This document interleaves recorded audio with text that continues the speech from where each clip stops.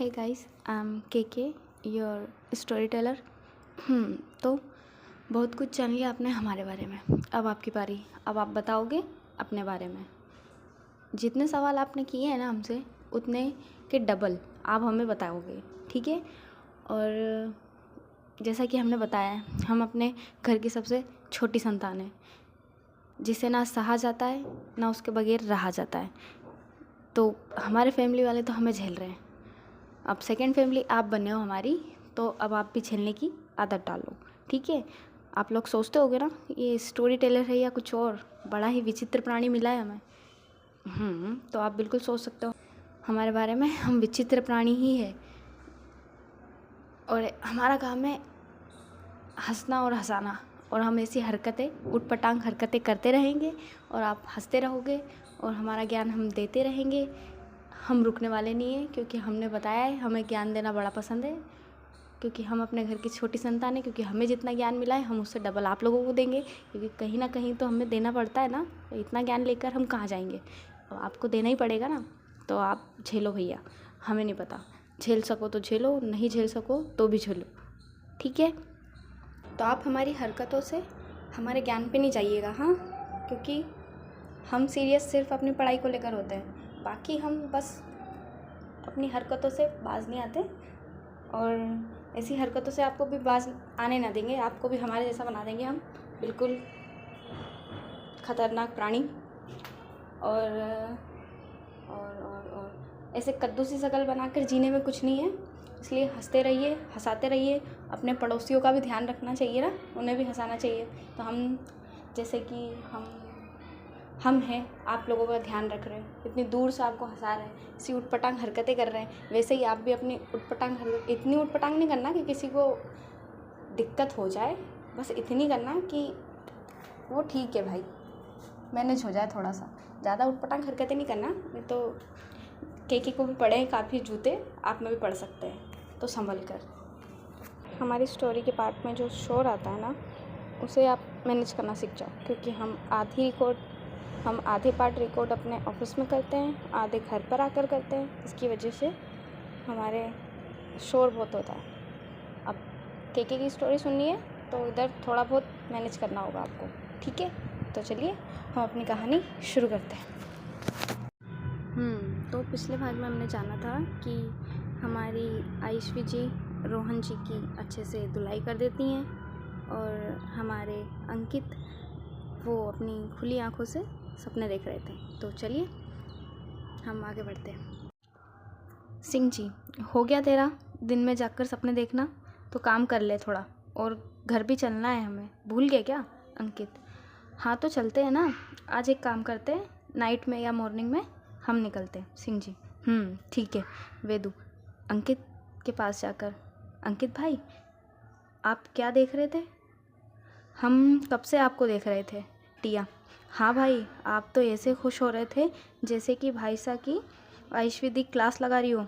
अंकित, हाँ टिया, यही तो देखा मैंने, तुम कितना सही अंदाज़ा लगाती हो, मानना पड़ेगा तुम्हें।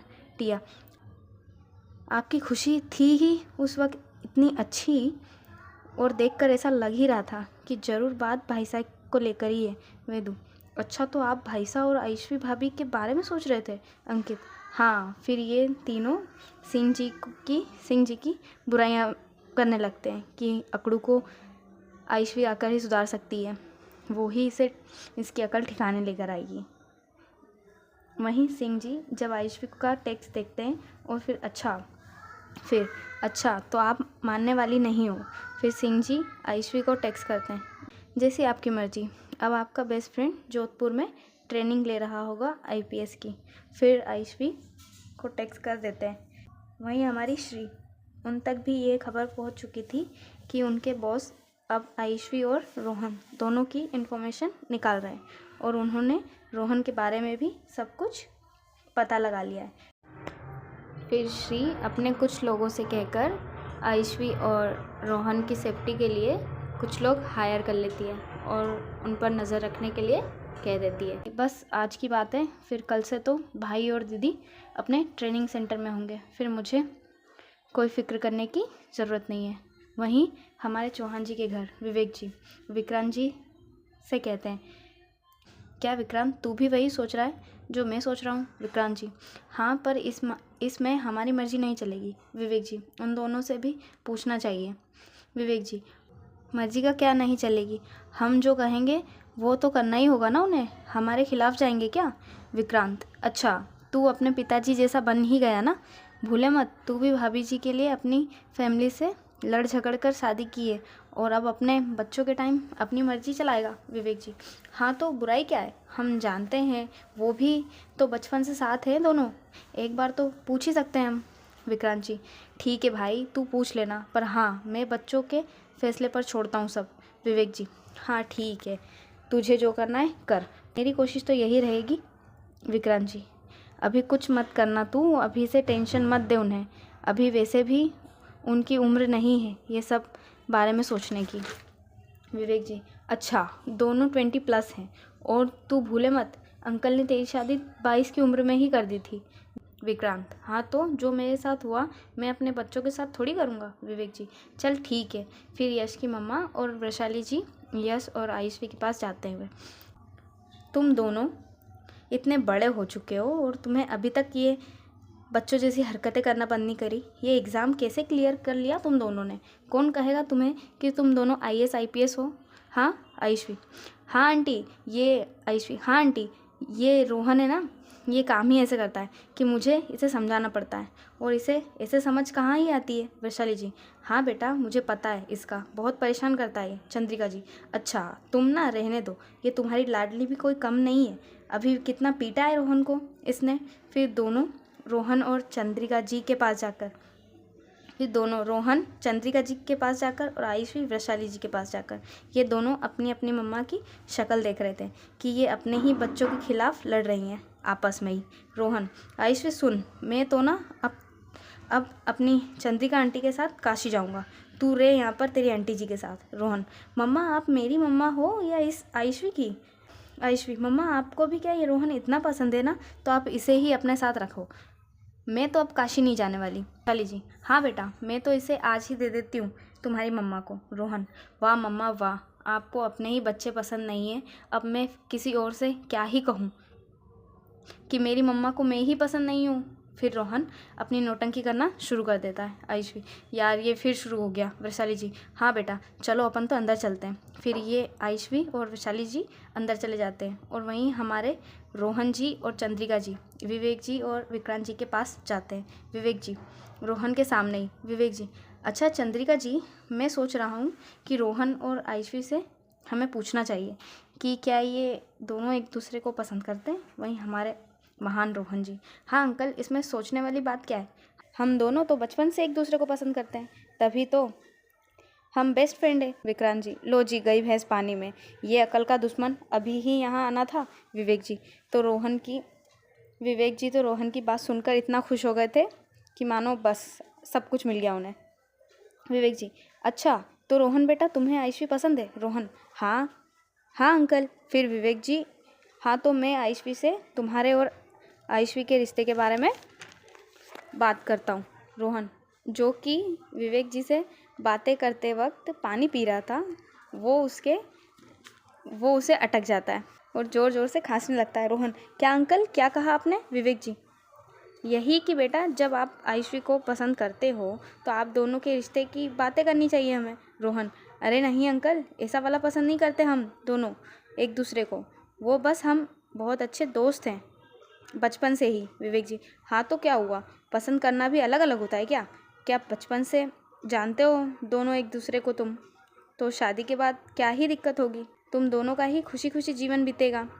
वैसे भी अभी के टाइम में लड़का लड़की एक दूसरे के बारे में जितना जाने उतना अच्छा है, और तुम दोनों तो बचपन से जानते हो ना एक दूसरे को।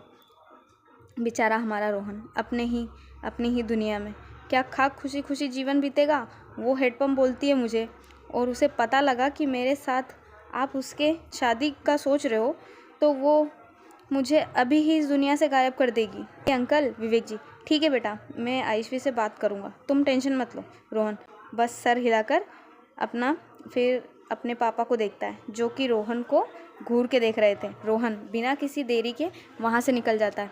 विक्रांत जी, बस बिना कुछ सोचे समझे कुछ भी बोलता है ये। रोहन सीधा भागता हुआ आयुष्वी के पास जाता है। आयुष्वी कहाँ है यार, जल्दी बाहर आ, बहुत बड़ी प्रॉब्लम हो गई। आयुष्वी, रोहन अब क्या किया तूने, तू ना भाई सुधर जा यार। रोहन, अभी बाहर विवेक अंकल ने मुझसे पूछा कि क्या बेटा रोहन तुम आयुष्वी को पसंद करते हो। आयुष्वी, हाँ तो तूने क्या कहा।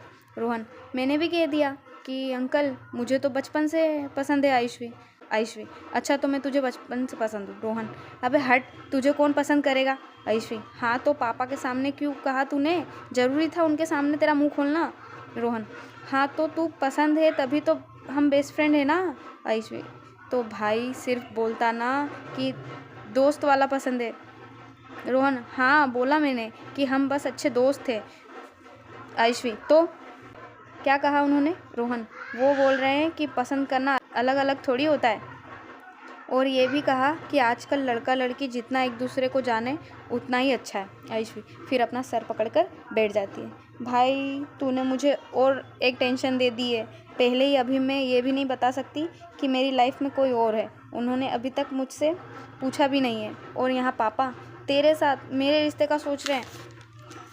एक बार के लिए मैं आजीवन मेरे अकड़ू का इंतज़ार कर सकती हूँ, पर मैं तेरे साथ शादी हरगिज़ नहीं। रोहन, हाँ तो मैं कहाँ मारा जा रहा हूँ तुझसे शादी करने के लिए, मुझे भी कोई शौक़ नहीं है भाई तुझसे शादी करने का। आयुष्वी, अब जो रायता फैलाया है ना तूने वो समेट जाकर। रोहन, अरे नहीं तू भी चल। आयुष्वी, नहीं रोहन। रोहन, बहन चलना, नहीं तो तेरे पापा मुझे काशी का जमाई बना देंगे, काशी का जमाई बना देंगे यार। आयुष्वी, मुझे नहीं पता, जाकर बोल कि आयुष्वी ने मुझे 10th क्लास में ही राखी बांधी थी और हमने बहुत खुशी खुशी रक्षाबंधन मनाया है, बोल दे जाकर। रोहन, हाँ मैं ये कैसे भूल सकता हूँ, अभी मैं जाता हूँ। और हमें एक विनम्र निवेदन करना है कि कुछ 2 लोग हैं जो हमारे चैट बॉक्स में आकर आपस के जो उनके मैटर हैं वो यहाँ पर लेकर आ रहे हैं, और हमने पढ़ा है आपस में लड़ रहे हैं वो लोग। पर ऐसा जो है आपका, आप शांति से बात कीजिए, देख लीजिए अपने अपने हिसाब से जो है क्या है। वो जो सामने वाले व्यक्ति हैं उनका हमारे से कोई लेना देना है नहीं, पर वो यहाँ पर आकर लड़ रहे हैं क्या कर रहे हैं पता नहीं, बात उनकी आर्ग्यूमेंट हो रही है दोनों की। तो जो भी है आप आपस में शांति से सुलझा लीजिए, जो भी है आपका मिसअंडरस्टैंडिंग जो है वो है, जो भी है वो आपस में सुलझा लीजिए। ऐसे हम हैं शांति प्रिय व्यक्ति और हमें कलेश पसंद नहीं है बिल्कुल भी, लड़ाई झगड़े से कोसों दूर रहते हैं। इसलिए भैया देख लीजिए अपने जो मैटर हैं वो आप आपस में सॉल्व कर लें तो बेहतर है, सभी को बताना अच्छा नहीं है, हमने पढ़ा है। जो भी हैं आप मोहतरमा, बुरा मत मानना हमारी बातों से। और आज के पार्ट में इतना ही, क्योंकि हमारे वहाँ पर काफ़ी शोर है, शादियाँ बहुत हो रही हैं और आज डे और नाइट दोनों में प्रोग्राम है, इसी वजह से।